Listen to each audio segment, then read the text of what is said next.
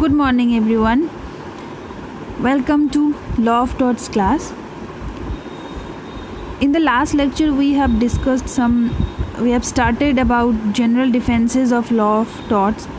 So today we will discuss about one of the important general defense, act of God. Act of God is also called as vis measure. According to Sir Frederick Pollock, act of God is an operation of natural forces, unexpected, that no human force or skill could reasonably be expected to anticipate it. Therefore, any acts or incident which are the result of natural forces and unconnected with the agency of man are called act of God. तो ऐसा कोई भी incident अगर होता है जिसमें human force या human beings anticipate नहीं कर सकते हैं, मतलब गेज नहीं कर सकते या पहले से ही पता नहीं लगा सकते हैं या फिर पता लगाने के बाद भी उसे कंट्रोल नहीं कर सकते, इस तरीके से कोई भी इंसिडेंट अगर होता है that is act of God.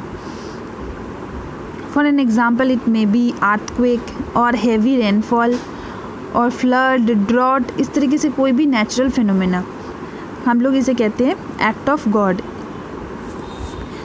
There is a one leading case law which has speaks about act of God is Nicolay versus Marsland. In this case, an artificial lake was created on the defendant's land due to storage of rainwater coming from natural stream. Once there was an extraordinary heavy rain which could never has been reasonably anticipated, as a result of which the embankment of the lakes burst out and water began to overflow the plaintiff's land. The flow of water carried away for breaches of plaintiff. It was held that the defendant was not liable as the loss was caused by the act of God, which could not be anticipated by the defendant. Therefore, act of God is a justification for causing tort. So, जो this case laws के बारे में हम लोग study कर रहे थे, Nikolay versus मार्सलैंड. इसमें क्या हुआ था कि दो एडजेसेंट लैंड थे बिल्कुल बगल बगल में, निकोले एंड मार्सलैंड का. प्लेंटिफ के एडजेसेंट लैंड में डिफेंडेंट ने अपने प्रीमाइसेस में एक आर्टिफिशियल लेक बनवाया था. उन्होंने आर्टिफिशियल लेक बनवाने के लिए अभी जब मैं स्ट्रिक्ट लायबिलिटी के बारे में आपको पढ़ाऊँगी तो बताऊँगी कि क्या होता है कि स्ट्रिक्ट लायबिलिटी के कुछ पॉइंट्स हैं, उसे प्रूव करना होता है. तो फर्स्ट पॉइंट वाज आपके घर में कोई भी अननेचुरल चीज़ें नहीं हो सकते हैं जिसके लिए दूसरों को हार्म हो. अननेचुरल चीज़ें मतलब आर्टिफिशियल लेक है, अगर नेचुरल लेक है तो अलग बात है, बट अगर आपने आर्टिफिशियल लेक बनवा रहे हो तो उसके कॉन्सिक्वेंसेस के लिए भी आप ही को लायबिलिटी लेना पड़ेगा. बट यहाँ पे क्या हुआ था कि आर्टिफिशियल लेक डिफेंडेंट ने बनवाया था तो उस टाइम प्रॉपर केयर लेके बनवाया था, क्योंकि उस पर्टिकुलर एरिया में जैसे वहाँ पे क्लाइमेटिक कंडीशन है उसके हिसाब से प्रॉपर प्रिकॉशन लेके ही वो आर्टिफिशियल लेक बनवाया गया था. बट क्या हुआ कि एक दिन हेवी रेनफॉल हुआ जो उस सीज़न में उस पर्टिकुलर एरिया में जहाँ के क्लाइमेटिक कंडीशन ऐसा नहीं है कि इतना ज़्यादा हेवी रेनफॉल हो, बट उस टाइम ऐसा हुआ था, कुछ एक्स्ट्रा ऑर्डिनरी रेनफॉल उस दिन हुआ था जिसकी वजह से आर्टिफिशियल लेक के जो बैंक है वो ओवरफ्लो होके वाटर प्लेंटिफ के प्रीमाइसेस में पहुंच गया था. इसकी वजह से प्लेंटिफ को काफ़ी ज़्यादा डैमेज हुआ. डैमेज होने की वजह से उन्होंने केस फाइल किया अगेंस्ट द डिफेंडेंट.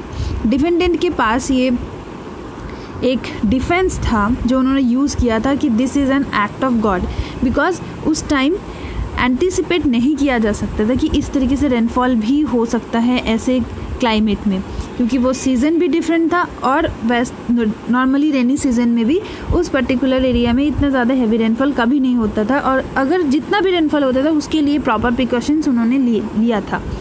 उसके बावजूद भी अगर ऐसा होता है तो उसको एंटिसिपेट करना, मतलब पहले से पता लगा के उसके लिए मेजर्स लेना रीज़नेबल नहीं था. दैट्स वाई ये जो एक्ट ऑफ गॉड का डिफेंस है ये इनको मिला था. तो एक्ट ऑफ गॉड का ये जो डिफेंस है, इसको प्रूव करने के लिए हमें कुछ चीज़ें प्रूव करना होता है, जैसे कि जो भी एक्शन या जो भी इंसिडेंट हुआ था, जो भी नेचुरल फोर्सेस आया था, वो कंट्रोलेबल नहीं था। ह्यूमन बीइंग से normal reasonable prudence of man के लिए वो कंट्रोलेबल नहीं था कि एकदम से वो इंसिडेंट स्टार्ट होने के बाद उसे कंट्रोल किया जाए। अगर कंट्रोलेबल था और आपने कंट्रोल नहीं किया तो ये एक्ट ऑफ गॉड होने के बाद भी आपके पास डिफेंस नहीं मिलेगा। नेक्स्टली क्या है कि can not B anticipated priorly, पहले से ही फोरसीन नहीं किया जा सकता है। अगर ऐसा कोई इंसिडेंट होता है जिसकी वजह से हम लोग फोरसीन कर सकते हैं, जैसे कि मान लीजिए कि आजकल जैसे अर्थक्वेक आने से पहले थोड़ा कभी कभी फोरकास्टिंग हो जाता है, या फिर कोई भी हैवी रेनफॉल न्यूज़ आता है तो फोरकास्टिंग हमें मिल जाता है, तो या तो हम घर को वैकेट कर सकते हैं, या किसी भी तरीके से अगर हमारे पास ऑप्शन है कि हम उस चीज़ को डैमेज होने से बचा सकते हैं, लेकिन फिर भी अगर हम उस मेज़र को नहीं लेते हैं या फिर कोई भी एक्शन नहीं लेते हैं, तो ऐसे सिचुएशन में हमारे पास एक्ट ऑफ गॉड का कोई भी डिफेंस नहीं मिलने वाला है। तो ऐसे कुछ चीज़ें हैं जो हमें प्रूव करना पड़ेगा that this is an act of God which can not be controlled by human being और which can not be foreseen. So ये दोनों चीज़ें अगर आप प्रूव कर सकते हो तो आपके पास एक्ट ऑफ गॉड का डिफेंस मिल सकते हैं।